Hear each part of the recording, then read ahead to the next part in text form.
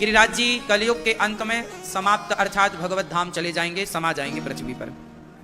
आपको पता है आने वाले समय पर तीर्थ भी विलुप्त हो जाएंगे, जैसे गंगा, यमुना। अब यमुना जी विलुप्त तो हो गई, यमुना जी तो आज विलुप्त हो गई। अब यमुना जी बची कहाँ? सिवाय नाला बचा है भैया। अब ये यमुना जी कहाँ है? पानी पीने लायक नहीं है, आप पी नहीं सकते, आप नहा नहीं सकते। अब यमुना जी रही नहीं, विलुप्त हो गई, नाला हो गया। ऐसी गंगा जी विलुप्त हो जाएंगी। ऐसे ये वृंदावन, ये अयोध्या जी, ये हरिद्वार, ये तीर्थ, हम बड़े भाग्यशाली हैं कि कलयुग के उस दौर पर हैं जहां तीर्थ जिंदा है, जहां अभी कुछ % गंगा यमुना जीवित हैं। आने वाले कलयुग के चरम सीमा पर कोई तीर्थ ना रह जाएगा। कोई ढूंढने से आपको यमुना जी नजर ना आएंगी, गंगा जी नजर ना आएंगी, तीर्थ नजर ना आएंगे। व्यवस्थाएं समाप्त हो चुकी होंगी, चारों ओर केवल पाप ही पाप रहेगा, सिवाय पाप के कुछ नहीं। आज इस कली काल में देखो कथाएं हो रही हैं। आज भी बहुत सारे राज्य भारत में ऐसे हैं जहां आप खुल करके कीर्तन नहीं कर सकते, कथाएं नहीं कर सकते, भगवान का नाम नहीं जप सकते। वहां की सरकार नहीं जपने देती नाम, कीर्तन कथाओं में बैन है। बड़े बड़े पैमाने पे करने की इजाजत नहीं मिलती।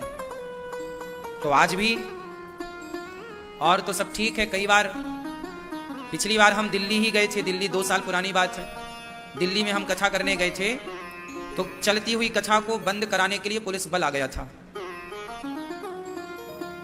उत्तम नगर में कथा थी, हजारों भक्त सड़क में खड़े थे कथा सुनने वाले। पुलिस ने चारों तरफ से घेराबंदी कर ली, बोले किसी को घुसने नहीं देंगे। जबकि कथा पांडाल में जगह थी, बैठने नहीं दिया लोगों को, घुसने नहीं दिया, बोले आप कथा ना करो, जाओ। और की क्या बात करें, दिल्ली की घटना है। तो अब हम लोग जहां बाहर जाते हैं तो वहां बहुत जन सैलाब आता है, तो उनको चाहिए सरकार को कि वो व्यवस्था करें।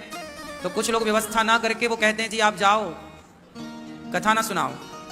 तो अब अपने ही देश में अब कथा ध्यान दीजिएगा, आने वाले वक्त में आप कथा नहीं सुन पाएंगे, कथाओं पर बैन लग जाएगा।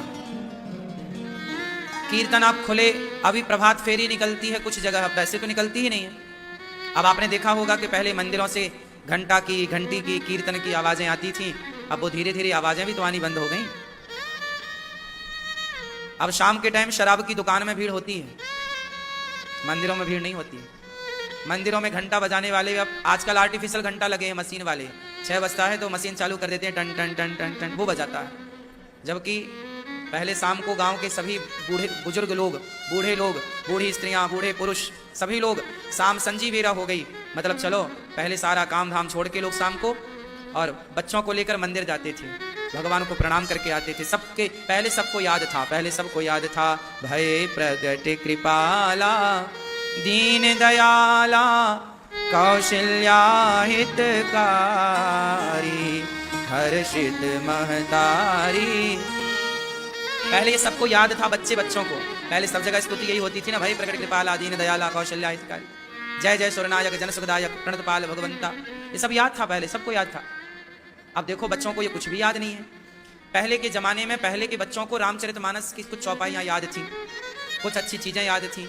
आजकल के बच्चों को रामचरितमानस की एक भी चौपाई याद नहीं।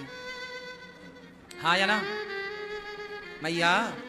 इसलिए कलयुग में कहा मंदिर सूना सूना रहेगा, भरी रहेंगी मधुशाला। मंदिर सूना सूना रहेगा, भरी रहेंगी मधुशाला। पिता के संग भरी सभा में नाचेगी घर की बाला। एक ऐसा कन्यादान पिता ही कन्या का धन खाएगा। रामचंद्र कह गए सिया से ऐसा कलयुग आएगा।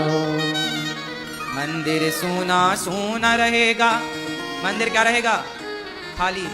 मंदिर सूना सूना रहेगा, भरी रहेगी मधुशाला। मधुशाला, शराब की दुकानों में शाम होते ही भीड़, क्लबों में भीड़, नाचने वाली आए तो नाचने वाली की यहाँ भीड़ है ना। ऐसा कन्यादान पिता ही। आजकल कन्यादान, कन्या का धन खाएगा। आजकल कुछ बाप ऐसे हो गए हैं जो बेटी का भी धन खा लेते हैं, हाँ या ना। पहले तो बेटी का धन, पहले कितनी मर्यादाएं थी, क्या पवित्रता थी। बेटी के घर का पानी नहीं पीता था बाप। क्यों क्यों नहीं पीता था? बेटी हम तेरा नहीं खाएंगे। कितनी ईमानदारी थी, हम तेरा नहीं खाएंगे। सोचो वो आदमी कितना ईमानदार रहा होगा जो ये कहने वाला था कि बेटी हमने तेरा कन्यादान किया है, हम अब तुम्हारे घर पानी भी भोजन भी ग्रहण नहीं कर सकते। क्या ईमानदारी थी।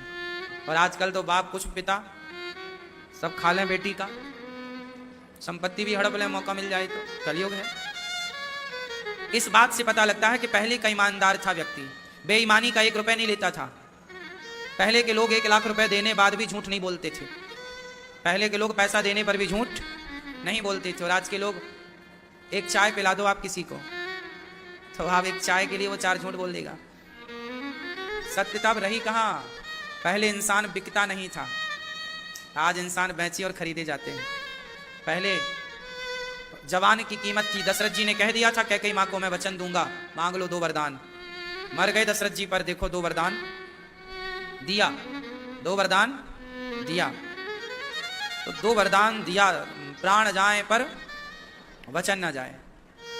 रघुकुल रीति सदा चली आई, प्राण जाए पर वचन न जाए।